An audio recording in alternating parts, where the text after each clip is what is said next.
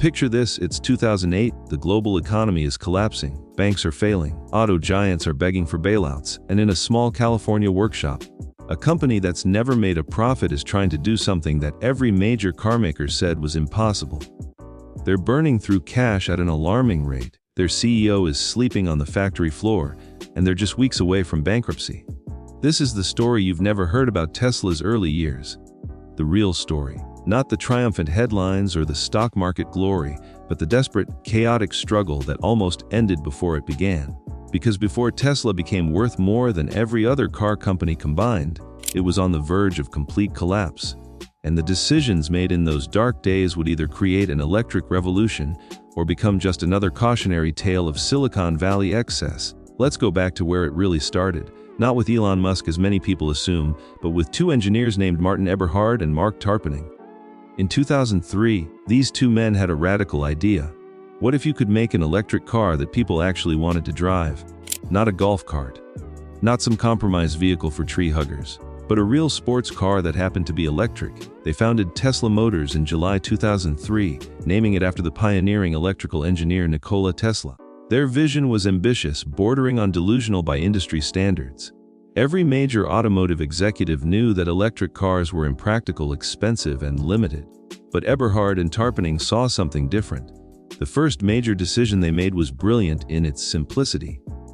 Instead of trying to build everything from scratch, they would use existing lithium-ion battery technology, the same type found in laptop computers. They'd package thousands of these small batteries together to create a massive power source. It was unconventional, even dangerous according to critics, but it could work. The problem was money.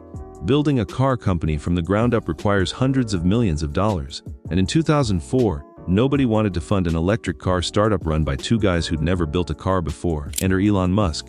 In February 2004, Musk led Tesla's series of funding round, investing $65 million of his own money from the fortune he'd made from PayPal. He became chairman of the board, though not yet CEO. Musk believed deeply in the mission, but even he couldn't have predicted the nightmare that was coming. The plan seemed straightforward enough.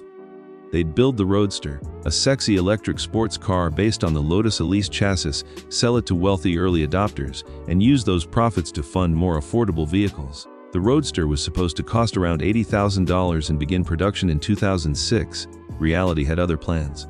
Almost immediately, everything that could go wrong did go wrong.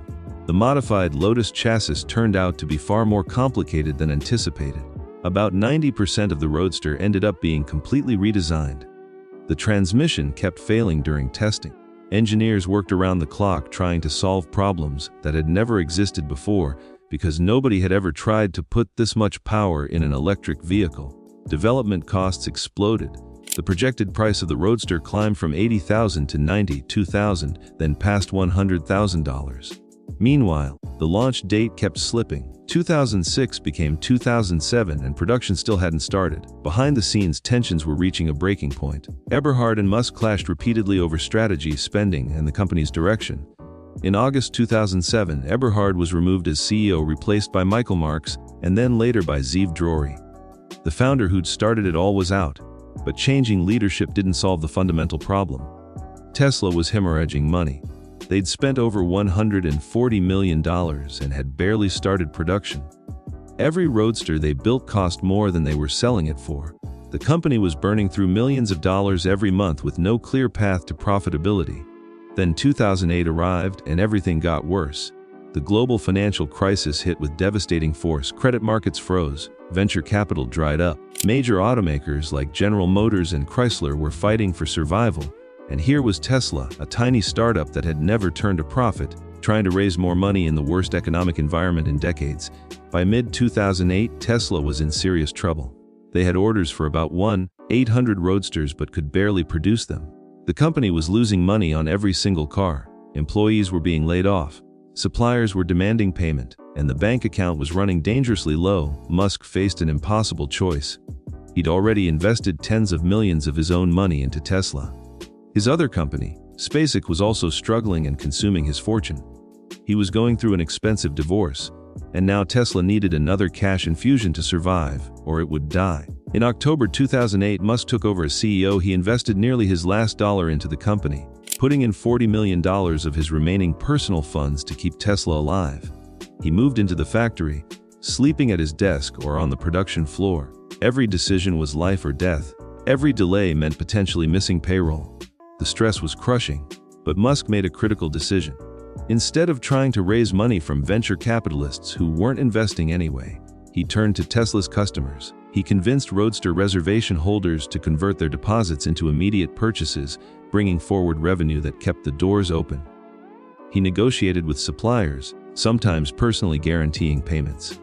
He pushed the team to get cars out the door, even imperfect ones that could be fixed later. It was barely controlled chaos, held together by sheer determination and desperation. On Christmas Eve 2008, Tesla was down to its final hours. The company had barely enough cash to survive into the new year. Then, in what Musk later called the best Christmas present ever, both Tesla and SpaceX closed crucial funding deals within hours of each other. Tesla secured a $20 million financing round, narrowly avoiding bankruptcy. But survival wasn't success. Tesla still had massive challenges ahead. The Roadster was expensive and impractical as a mainstream vehicle. The company needed to develop the Model S, a premium sedan that could actually make money. They needed a manufacturing facility. They needed to prove they could mass-produce vehicles. And they needed to do all of this while the automotive industry was in free fall around them. What happened in those desperate early years taught Tesla lessons that would define its future. They learned to move fast and fix problems in real time rather than waiting for perfection. They learned that conventional wisdom about electric vehicles was often wrong. They learned that survival sometimes matters more than pride or ego. And they learned that building something truly revolutionary requires a willingness to face failure repeatedly without giving up. By the end of 2009, Tesla had delivered about 1,000 Roadsters. They'd survived bankruptcy. They'd proven that electric cars could be desirable. But they were still a tiny company that most industry experts expected to fail. The real test was still ahead.